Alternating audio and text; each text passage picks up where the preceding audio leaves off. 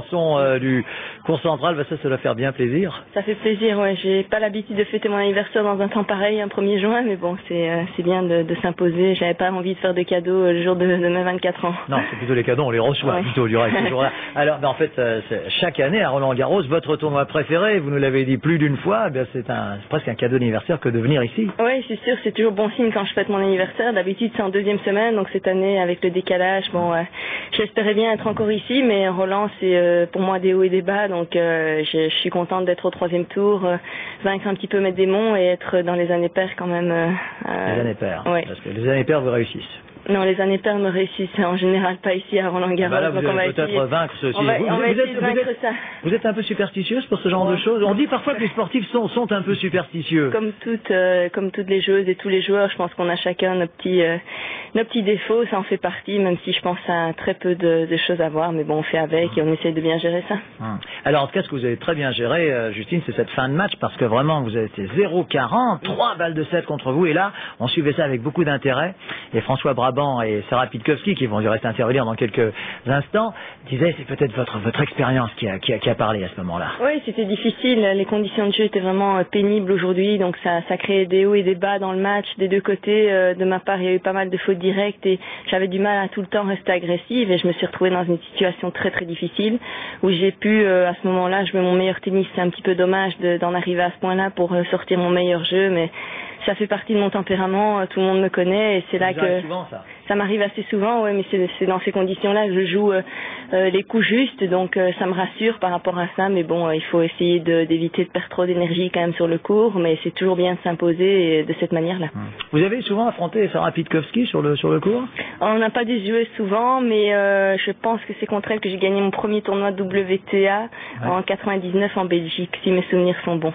Elle ne vous a jamais battu, parce qu'elle nous a dit qu'elle a une fois battu Amélie Mauresmo, mais on pense que c'était aux échecs ou au backgammon. Alors c'est pour ça on n'en est pas tout à fait sûr. Sarah, oui, vous nous entendez? Absolument. Alors vous allez nous confirmer que vous avez donc rencontré une fois Justine Hénin, que ce n'était ni aux échecs ni au backgammon et qu'elle vous a battu. Oui, les 2 fois. La dernière fois c'était aussi à Wimbledon, au premier tour de Wimbledon. C'est juste, oui. Et à Anvers en Belgique, tu étais un peu énervée, Sarah. Ça je m'en rappelle bien. Oh c'est pas le genre pourtant. C'est pas le genre. C'est bien différent. Absolument pas. C'est rare.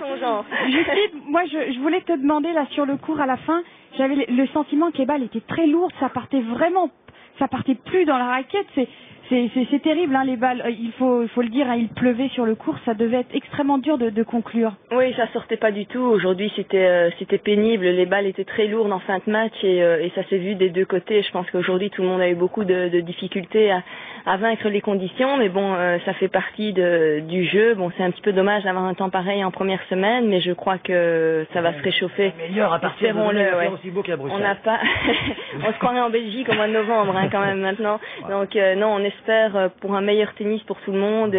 Moi, j'ai remis un long manche dans le deuxième set, j'étais gelée sur le court, donc c'était difficile de jouer un bon tennis et à la fin, effectivement, il fallait donner énormément de force pour faire avancer la balle. François Brabant, vous qui êtes le président du fan club de Justine, vous avez peut-être un petit mot à lui dire. Oui, c'est sûr qu'elle est très très appréciée. D'ailleurs, ma question a quelque chose à voir avec ça, Justine. Au tour prochain, vous risquez de jouer, si elle s'en sort tout à l'heure, une petite joueuse française que le public français, évidemment, risque de soutenir pas mal. Vous qui avez l'habitude de jouer ici sur le central avec le public derrière vous, est-ce que c'est quelque chose que vous redoutez un peu ou bien vous arrivez à faire abstraction de ça? Non, je crois que j'arrive à plus ou moins faire abstraction de ces conditions-là. Bon, si je dois jouer à Alizé Cornet, ce sera évidemment une situation particulière. Et pour elle et pour moi, on se connaît un petit peu parce que je m'entraîne de temps en temps là-bas où elle vit à Sofia Antipolis. Donc on a eu l'occasion de se croiser quelques fois, mais bon, on verra. Moi, je vais essayer de continuer à jouer du bon tennis et essayer de m'imposer pour aller en 8e de finale. Il y a quelque chose de prévu pour l'anniversaire? Oh, vous savez, je suis très très sérieuse et en plus ici pendant Roland-Garros, non, ce sera calme, mais ça fait du bien d'être à Paris pour fêter mes 24 ans et même si je pense que mon coach dans le débriefing, il va pas me faire de cadeaux aujourd'hui quand même. Sachez que tous les téléspectateurs français, je pense, Sarah, François et Laurent sur la terrasse, vous associerez à cela. Exactement. Pour vous souhaiter un très très heureux anniversaire. Et Justine, ne prenez pas froid, hein. Non. Couvrez-vous. Je ferai attention, merci beaucoup. Et rendez-vous samedi donc.